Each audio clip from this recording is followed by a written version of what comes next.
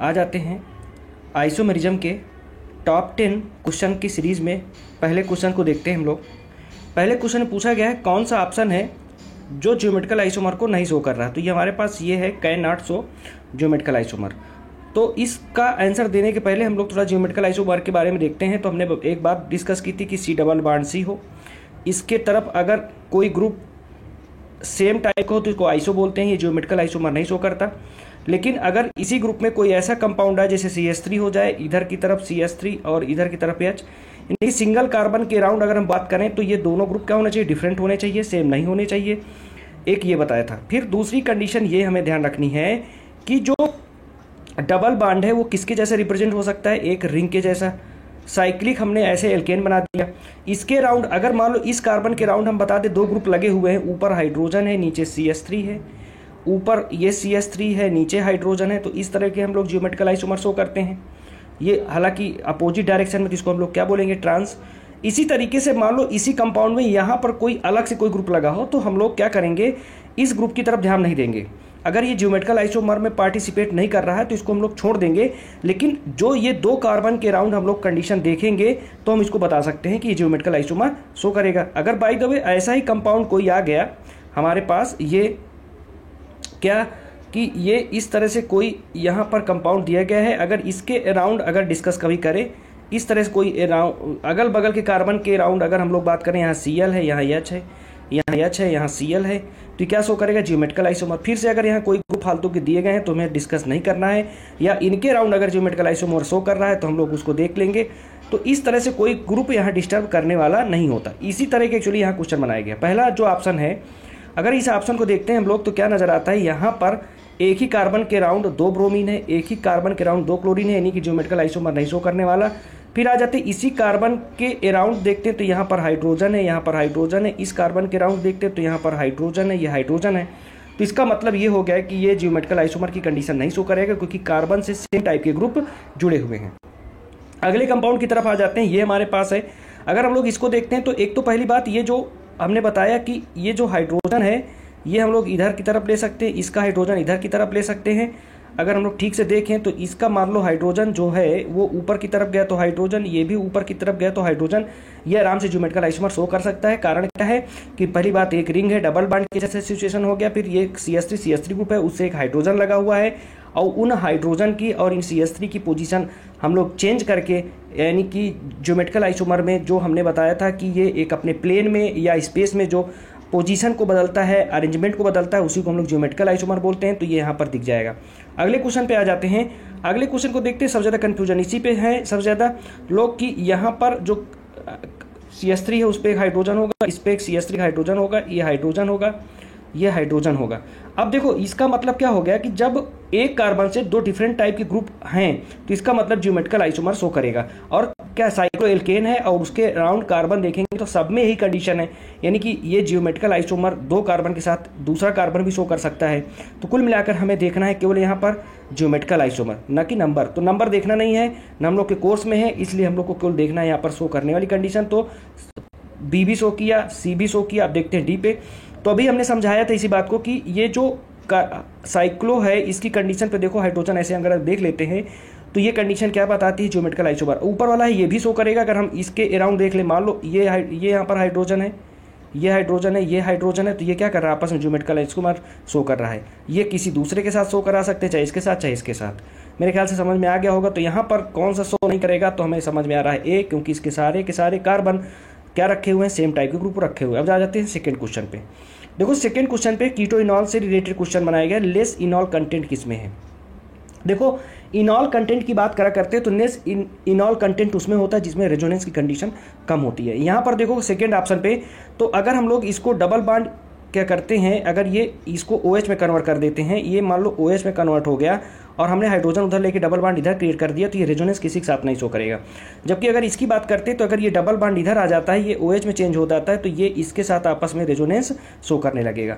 तो कुल मिलाकर के जो सेकेंड है वो कम स्टेबल होगा, यानी कि लेस इनॉल कंटेंट होगा, क्योंकि रेजोनेंस शो नहीं कर रहा। अगले क्वेश्चन पे आ जाते थर्ड वाले पे। देखो यहाँ पर कह रहे हैं which of the following compound है higher enol content. Higher enol content का मतलब क्या है यहाँ पर कि वो स्टेबल हो। अब देखो एक चीज़ यहाँ पर हमें याद करना होता है, जो इनॉल कंटेंट हुआ करता है, इनॉल कंटेंट होगा वो proportional two electron with drawing group, electron with drawing group, ठीक है ना। विड्रा मतलब खींचना, यानी -I-M ग्रुप जो होंगे, या इन्वर्सली प्रोपोर्शनल टू बोल सकते हैं, जो इलेक्ट्रॉन डोनेटिंग ग्रुप हुआ करते हैं उनकी इन्वर्सली प्रोपोर्शनल होता है। इसलिए ये हमको याद रखना होगा, अच्छे से इसको समझना होगा। अब आ जाते हैं हम लोग अगले क्वेश्चन की तरफ आ जाते हैं। अगर इसका आंसर की बात करें तो यहाँ पर देखो, पहले यहाँ पर अगर हम लोग डिस्कस करते हैं तो ये कंडीशन हमको मिलती है क्या, कि जो NO2 होता है ये -M शो करता है, यानी कि इलेक्ट्रॉन विड्राइंग ग्रुप होता है। OCH3 M शो करता है, इलेक्ट्रॉन डोनेटिंग ग्रुप होता है। और हमने बताया -M के प्रोपोर्शनल होता है क्या, तुम्हारा इनॉल कंटेंट। इसका मतलब फर्स्ट क्या हो गया, आंसर इसका हो गया, तो हम लोग इसको फर्स्ट बोलेंगे क्योंकि इस पे इलेक्ट्रॉन विड्राइंग ग्रुप जुड़ा हुआ है। तो थर्ड नंबर का ए ऑप्शन हो गया। फिर आ जाते हैं फोर्थ क्वेश्चन पे। तो यहाँ पर हम लोग देखते हैं, यहाँ पर फोर्थ क्वेश्चन पे क्या पूछा गया है, कौन है जो टाटोमरिज्म को शो करेगा। तो आ जाते हैं इस क्वेश्चन को देखते हैं हम लोग। इस क्वेश्चन को देखने के लिए हम लोग यहाँ पर ये देखते हैं,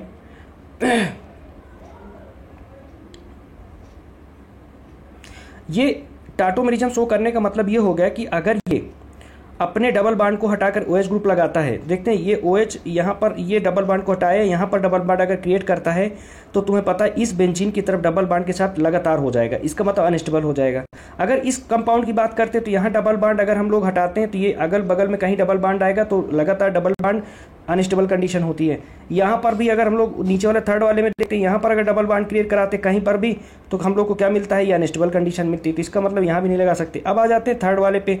थर्ड वाले पे अगर बात करते हैं तो हमें एक चीज़ ये नज़र आएगी कि जो थर्ड वाला ऑप्शन है, अगर हम लोग डबल बॉन्ड इधर लगाते हैं चल जाता है, इधर लगाते हैं तो चल जाता है।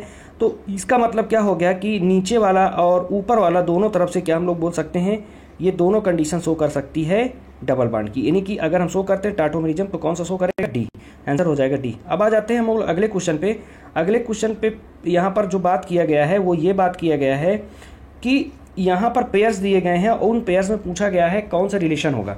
तो देखो पहली बात, ये जो पहला जो यहाँ पर रिलेशन दिया गया है, यहाँ पर देखो ये Cl पोजीशन पहले दूसरे, ये भी पहले दूसरी कंडीशन पे, यानी कि अगल बगल दिए गए हैं, यानी कि दोनों आइडेंटिकल है। सेम चीज़ यहाँ पर देखेंगे हम लोग तो यहाँ पर भी आइडेंटिकल कंडीशन मिलेगी, क्योंकि OH जो है वो एक कार्बन को छोड़कर लगे हुए दोनों कंडीशन पे। लेकिन इस थर्ड वाले जो ऑप्शन में देखते हैं तो यहाँ पर COOH ग्रुप एक कार्बन को छोड़कर एक्स्ट्रा यहाँ पर, यानी कि ये दूर है ये पास में है, तो इसका मतलब ये हो गया ये पोजीशन बदल रहा है। तो हम लोग इनको बोल सकते हैं, यहाँ पर जो आंसर हो जाएगा फिफ्थ का वो हो जाएगा सी। सी का मतलब हो गया यहाँ पर first second are identical, third are isomer. Isomer का मतलब यहाँ पोजीशन बदल रही है COOH ग्रुप की, तो इसको बोलोगे पोजीशन आइसोमर। अब आ जाते हैं सिक्स नंबर क्वेश्चन की बात करते हैं। तो सिक्स नंबर क्वेश्चन में पूछा गया है ये कौन सा यहाँ पर आइसोमर होगा। तो यहाँ पर ये देखने को मिल रहा है कि ये हमारी बेंजीन रिंग फिक्स है और इस पर COOH ग्रुप जो यहाँ पर है, अब की बार यहाँ आ गया, Br यहाँ पे आ गया। फिर इसके बाद देखेंगे यहाँ पर जो Br और COOH ग्रुप है वो अब की बार COOH ग्रुप यहाँ Br चेंज होकर यहाँ आ गया। कुल मिला के Br की पोजीशन शायद यहाँ पर एक जगह पर चेंज हो रही है, एक जगह पर COOH ग्रुप की पोजीशन चेंज हो रही है, नहीं दोनों जगह Br की चेंज हो रही है। तो देखेंगे यहाँ पर ये यहाँ पर ब्रोमीन अब की बार यहाँ आ गया और यहाँ वाला ब्रोमीन उठ के ऊपर चला गया, कुल मिला के पोजीशन बदल रही है। इसका मतलब इसमें आंसर हो जाएगा सिक्स का ए, पोजीशन आइसोमर। अब आ जाते हैं अगले क्वेश्चन पे, सेवेंथ नंबर क्वेश्चन पे। Given compound shows which type of isomerism. देखो ये बहुत अच्छा क्वेश्चन है। यहाँ पर एक सल्फेट की कंडीशन बीच में, यानी SO3 ग्रुप को दिखाया गया है। सल्फाइड ग्रुप है एक्चुअली, ये SO3 ग्रुप है। और यहाँ पर अगल बगल में देखोगे तो ये इधर बेंजीन था, लेकिन अब की बार यस से जुड़ा हुआ डायरेक्ट कौन आ गया, साइक्लोहेक्सेन। और ऑक्सीजन जुड़ा हुआ अब की बार, पहले मतलब ये था साइक्लोहेक्सेन, अब क्या हो गया बेंजीन। यानी कुल मिलाकर के एक ग्रुप यानी बाई फंक्शनल ग्रुप के अगल बगल हम चेंज कर रहे हैं। तो इसका मतलब ये है कि ये किस तरह का हो गया आइसोमर मेटामेरिज्म। तो यहाँ पर आंसर हो जाएगा सी नंबर, सेवेंथ का सी। अब आ जाते हैं एट्थ नंबर पे। एट्थ नंबर की बात करते हैं तो एट्थ नंबर पे जो यहाँ पर कंडीशन दी गई है हमें चेक करना है कि ये सही दी गई कि नहीं दी गई हैं। तो हम लोग देखते हैं यहाँ पर ये पहले वाले, ये पहला उन्होंने दिया है, इसको बताओ ये फंक्शनल आइसोमर है कि नहीं। तो इसमें हम लोग देखेंगे COOH ग्रुप के जो कार्बन चुका है वो क्या एक कार्बन का है। यहाँ पर देखेंगे तो यहाँ पर एक दो तीन कार्बन का ये रिंग है। तो ये पहले भी एक कार्बन यहाँ था, बाद में भी तीन कार्बन है। बस हमने COOH उठा करके इधर किस ग्रुप में चेंज कर दिए, ये हमें देखना यार बहुत ज़रूरी है। पहली बात, ये जो हमारे पास है, जैसे हम लोग एस्टर की बात किया करते हैं तो आ जाते हैं कुछ एस्टर को पहले समझ लेते हैं एस्टर क्या होते हैं।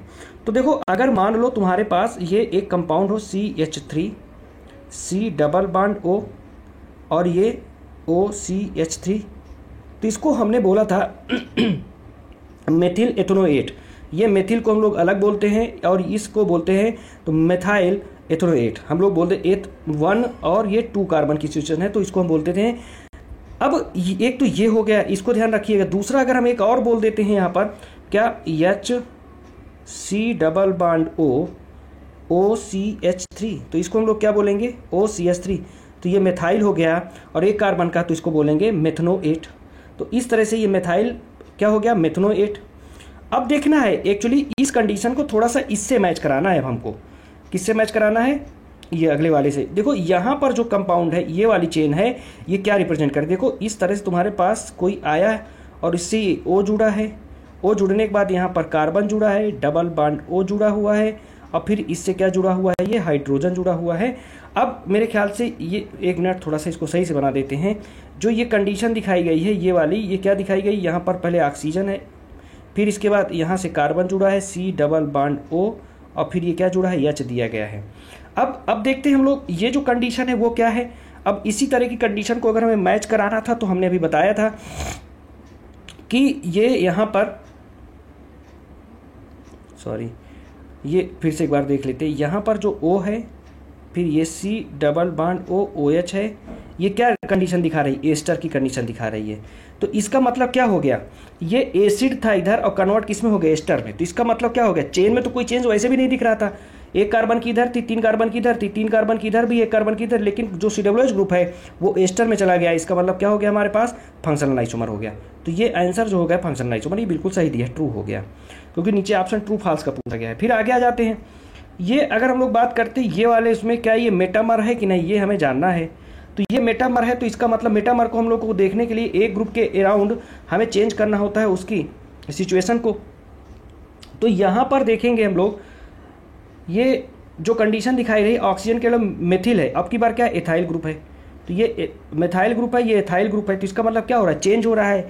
और यहाँ पर अंदर की तरफ पहले एथिल था, अब क्या है, यहाँ पर मेथाइल है। तो हम लोग देखो ये पोजीशन तो थोड़ा सा बदल रही है, लेकिन यहाँ पर हमने बोला था कि पहले हम लोग को मेटामर चूज करना होगा, क्योंकि O ग्रुप के उधर पहले मेथाइल है फिर एथाइल है, यानी चेंज हो रहा है आपस में। तो ये हो गया तुम्हारा मेटामर। फिर इसका अगले क्वेश्चन पे आ जाते हैं, ये वाले क्वेश्चन पे, क्या ये मेटामर है या ये क्या है। तो हम लोग देखते हैं यहाँ पर ये जो है एल्कोहल है, ये क्या है, ईथर है। ये हमने बताया था एक दूसरे क्या है, फंक्शनल आइसोमर है, जबकि आंसर दिया मेटामर, यानी कि ये वाला क्या हो गया, फॉल्स हो गया। तो अभी तक ट्रू चल रहे थे, एक ये तीसरा वाला फॉल्स हो गया। अब आगे वाले को मैच करा लेते हैं। आगे वाले को जब देखते हैं हमारे पास, तो ये कंडीशन आ जाती है ये वाली, क्या ये फंक्शनल आइसोमर है। तो बिल्कुल दिख रहा होगा मेरे ख्याल से, ये टर्सरी एमाइन है, ये क्या है, सेकेंडरी एमाइन है। जब सेकेंडरी एमाइन होगा तो इसका मतलब ये क्या हो गया, एक दूसरे के फंक्शनल आइसोमर है, तो फंक्शनल आइसोमर हो गया। तो पहला हमारे पास क्या होता, ट्रू था, दूसरा ट्रू था, तीसरा फॉल्स था, चौथा फिर ट्रू हो गया। तो ये सी आंसर यहाँ पर हो जाएगा। अब आ जाते हैं 9th क्वेश्चन को देखते हैं हम लोग। यहाँ पर पूछा गया which compound not the isomer of the 3 ethyl 5 methyl pentane. तो हम लोग देखेंगे कई, ये यहाँ पर एक नॉर्मल चेन है, ये ब्रांच कंडीशन है, ये फिर एक और ब्रांच कंडीशन है। तो ये, लेकिन इन 3 ऑप्शन A, C और D में हम लोग नंबर ऑफ कार्बन देखते हैं तो सेम होते हैं, लेकिन जो B वाला ये डिफरेंट कंपाउंड ही बना दिया है। क्यों, क्योंकि पेंटेन 2 मेथिल और 3 एथिल, यानी टोटल अगर देखेंगे पेंटेन के साथ तो टोटल कितने कार्बन आ रहे हैं, तो 6-7 मतलब 7 कार्बन आ रहे हैं टोटल। लेकिन इसमें देखते हैं B वाले में 1 2 3 4 5 और ये 6 कार्बन ही आ रहे हैं। तो इसका मतलब ये डिफरेंट कंपाउंड हो गया। अब आ जाते हैं last question, what is the, अगर हम लोग बात करते हैं यहाँ पर, what is the best common to both cis butene and transbutene. क्या कॉमन होगा, देखो बॉइलिंग पॉइंट और डाइपोल मूवमेंट और हीट ऑफ हाइड्रोजनेशन ये अलग अलग होगी। क्योंकि बॉइलिंग पॉइंट हमने बताया था ABCD से, हमने बताया था कि जो सिस का होता है वो बॉइलिंग पॉइंट ज़्यादा होता है और डाइपोल मूवमेंट भी ज़्यादा। हीट ऑफ हाइड्रोजन है उसकी स्टेबिलिटी पे डिपेंड करती है। और हमने बताया था ITC, क्योंकि स्टेबिलिटी अलग अलग होती है दोनों, किसी हीट ऑफ हाइड्रोजनेशन भी अलग होगा। लेकिन जो प्रोडक्ट है, ये 4th ऑप्शन पे ध्यान देना है, जो D option product of hydrogenation दिया हुआ है। पक्का है कि अगर कोई एल्कीन हो उसको डबल बॉन्ड को तोड़ करके हाइड्रोजन दिया जाए तो सिंपल सा एल्केन बनेगा और वो दोनों सिस और ट्रांस में सेम होगा।